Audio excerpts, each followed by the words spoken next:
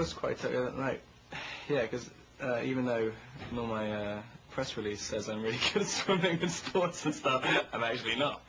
So I had to kind of get better at swimming very quickly, and yeah, just sort of holding your breath for 30 seconds or whatever seems like it's relatively easy, like if you're just kind of swimming around on holiday or whatever, but having to do it on cue, and when they say action, and you have to just swim from there to there, but you can't see anything. That's the annoying thing, and also you got to be acting. It was kind of, yeah. There are a couple of times where you think you're swimming towards the diver with the breathing apparatus, and then you find it's just like something in the water, and you're like, and you still know what to do, and then they film your stupid face just like screaming underwater, and then everyone starts laughing. It's just like, great. No, you don't. Yeah, get me out of here. Why were you so intimidated?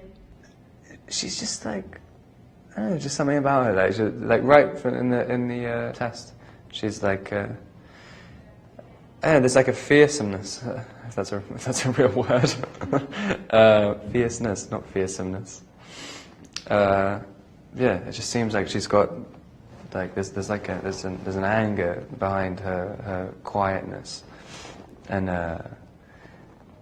also she doesn't feel the need to speak. Like I always find that literally freaks me out. I have to keep talking the whole time, and like someone who just sits there and like just doesn't say anything. It's like yeah. So when like it's always really embarrassing. But you're able to work it out, and you actually developed the chemistry. Yeah, I mean, it became like a really strange. It was like it really was like because every scene is like literally every single scene is really intense, and it became like a sort of bubble, like separate from the cast and separate from other people and stuff, which I guess was the whole point in the movie, and that's the only thing that needed to be conveyed, really. And you also had. So you took a road trip, right? Uh-huh. And went where? Like you were able to go into like bars without people knowing? Kind of. We went into, there was a town called Post. I think it's in Texas. Mm-hmm. Post, Texas? Yeah. That's small. It's tiny. Uh-huh. And it's one of the strangest little places. I mean, I went to a ton of, like, we used to go into, whenever we go into a new state, we just search for the strangest or the scariest places in the state. Safe. And then go to the like, highest crime rate in Texas or something. But like not Houston. What was I just talking about? Post. Yeah. Yes. Post was it was a town where. Do you know at Christmas time when they play music in the mall? Yes, like, I do constantly? know that. Yes. The whole town had this playing. It was an abandoned town. Just kind of a novelty western town. I'm probably being really rude now. It's probably not supposed to be a novelty town. Like, I mean, well, I hope it's a novelty town if they play Christmas music when it's not Christmas. Constantly. It was so scary. And and then I went into there was this tiny... Wait, like out in the streets? Like in the streets. There's no cars. There's just music playing from speakers. It's a cool place, though. I mean, it was awesome. But there was this tiny little cafe. Which How much had you had to drink? This is a dream. No, there's a little cafe which I went into, and it was the most overpriced sandwich I've ever had in my entire life. It's like New York prices. It was crazy. In Post? In Post, Texas, the one place. And there was also a remote control helicopter shop, which was the only thing that was there as well. And I bought a couple of those. You were at the North Pole.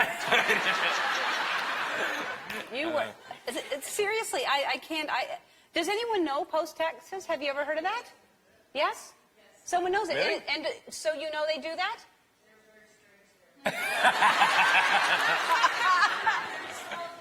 Texas. Yeah. Wow. That's amazing how somebody knows that. Somebody knows that. But that's where I heard you. Do you have like a house? Do you live any place now?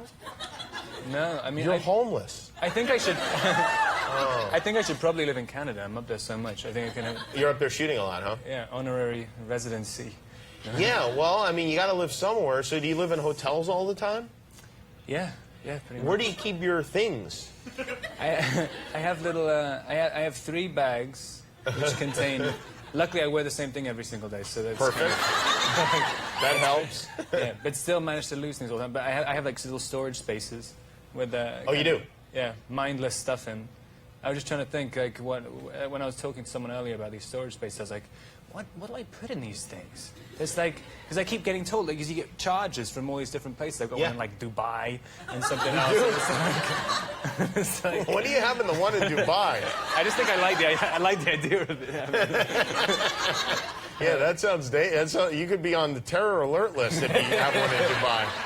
Wow, that's something else. So you keep these all over the world, and then if you need any of this stuff, which you probably never will need any of the stuff. I don't. I'm a hoarder. I'm in terrible. You are. Yeah. You're a homeless hoarder. You're the only one. I wouldn't actually mind. How is there a scream warranted for that? You're a homeless hoarder, yeah!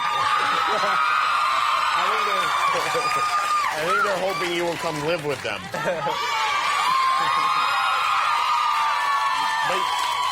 But you probably won't. Let's be honest now. Let's be realistic, ladies. Come on now. He's just more open about it. I mean, it's because I think he was so content to just be an outsider before, and now he's got this little guy kind of needling away at him all the time. So it's like, okay, you want to play, little boy? And so he's got to kind of do something. But it's funny how he starts becoming. He's almost getting younger and younger. Like, you know, you're 108. If you're 108, you couldn't care less about anything. Right. I mean, you're just like, oh, don't sweat the small things. Whatever. Yeah. Right. But now he's getting closer and closer to being a 17-year-old and getting all hot-headed and petty about everything. You know, I love the chemistry between you and Reese. My favorite thing in the movie is when you use song titles to kind of foreshadow your feelings for her, and you say that one line where you say, "I confess that I love you," and like, you know, I was wondering, like, you know, that could actually be used in real life. I could use that to pick up a girl because, like, I could use a song title. Could that actually work? You can just literally check it out. Like, you'd be listening to Usher or something. Yeah. I want to make love to you in this club. Just like, Let her pause for a second. It's like. the song. Just a song. that could work. I like it. That doesn't even have to be playing. I'm gonna say this is Robert Pattinson approved. So if a girl slaps me, he told me to do it. It's totally cool. I don't see nothing wrong with a bit of bump and grind. Yep. Hey, I like big butts and I cannot lie. All right, we're cool with that. When are you going on your honeymoon? Soon, and you're not invited. And your business.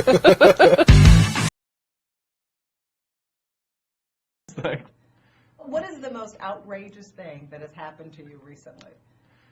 I think when I was in New York doing another screaming session, and this little girl who was about 7 came up to me and she was like, she asked me to bite her, and but with such longing and passion, like she really, it wasn't just like, hey, can you bite me, please? She was like, I need you to bite me. And it's like, do you even know what you're saying? Like, I mean, like, there was so much passion behind it, I actually almost needed to do it. Like, I almost did do it. That's where I heard you were when everyone showed up, and you thought it was because of the app. Oh, no, that was in Lubbock. Oh. Yeah. Lubbock, I didn't realize, was like the biggest college town, like, in the world. Yes. And it was totally empty because everybody was at a game or something. And then? And then, yeah, I went to this bar and they walk in and Robert Pattinson's in there. Yeah, but also people didn't really realize. They didn't recognize. They were like, why would you be in this random bar in Texas? And also across the street from the campus as well. And doing karaoke. I mean, for about 7 hours. You were doing karaoke? Bar. Yeah. What were some of your songs that you sang? I was doing, me and a friend of mine were doing I Believe I Can Fly. Great. To like, and then to like two lone jocks. No.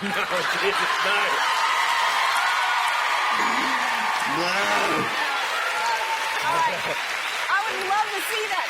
No, it was funny. There's a funny video I got of like my friend who was doing it. They were literally just 2 jocks in there with their hats on backwards and stuff. And they just did he was singing the entire song with me. And they just had their middle fingers up the entire way through. And like, literally sitting in the front row. It was amazing. It was one of the best days of my life. Wow. It's amazing you got out of there alive, really. We had a police escort out of there, which they're the best police I've ever encountered in Lubbock. The Lubbock cops? Yeah, they had Shout out to the Lubbock cops. I know, they're amazing. If I ever see those guys again, I mean, we got stuck in the bar for hours and hours and hours because there was this big crowd outside and we couldn't get out. And the cops came in, by which point me and my friends had been in there for about 10 hours, so we're incapable of doing anything. And they just said, well, we think you should stay till maybe like till the bar closes, maybe a little bit after. Just keep doing what you're doing, and we'll give you an escort out. And I was like, okay, awesome. I mean, that's like, and so we kept staying in there doing karaoke, and then got into a cop car at the end and thought the cop was pretending and that we were being kidnapped, and but it was actually a real cop. And then took you where? Because your car was there, right? Yeah, we were literally staying in a hotel next door to the place. So he drove you next door? Yeah, we had blocked off the street and everything. But I have this hilarious video on my phone where like my friend was recording it, and I'm giving this whole lecture on how he should be a lawyer, saying like, you know, you shouldn't be a cop anymore. There's something else in there. I know it. And it's going on the whole time, and there's this cop going like, who are these idiots? I'm literally giving an escort to. Well, what?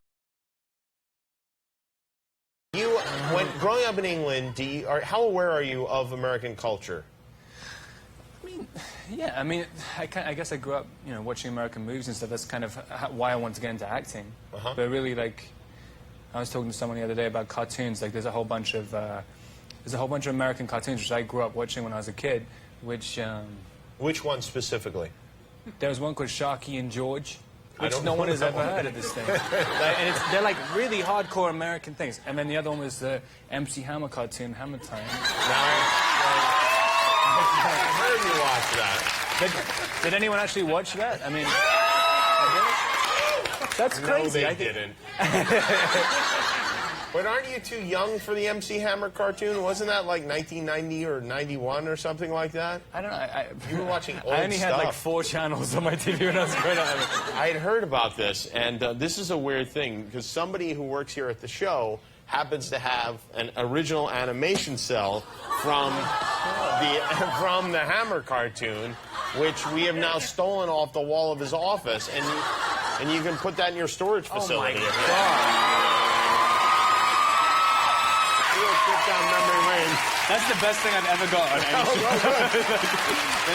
Keep that in Dubai or wherever you want it. I'm keeping this in my suitcase. Here, I'll hold it for you so you don't have to, but we'll make sure you get this and we'll send this word. Well, you don't have a house, but you can hang it in every hotel room you go. Well, are you a rap music fan in general? Yeah, besides MC Hammer? I guess MC Hammer counts as rap. It's not, yeah, well... Yeah, it was rap during its time, you know. I mean, rap now it doesn't seem like it was rap. It seems cartoonish now, but when it came out, it was like that was rap music. Yeah, no, for some reason, growing up in, like, southwest London in a kind of completely white neighborhood, I was just like, yeah, this is like speaking to me. Especially the MC Hammer cartoon, which is like the realest it gets. It's based on a true story, you know. Have you met MC Hammer? I haven't. Oh, he's going to be very excited when he finds out about it. I only heard one thing about MC Hammer, and this is in no way like making fun of him at all. But like, he apparently did a tour of Australia, and the only thing he brought with him was a suitcase full of batteries and a suitcase full of KFC. Like, I don't know if this is true, but like, it's like I love that story so much. Like, when the rain is blowing in your face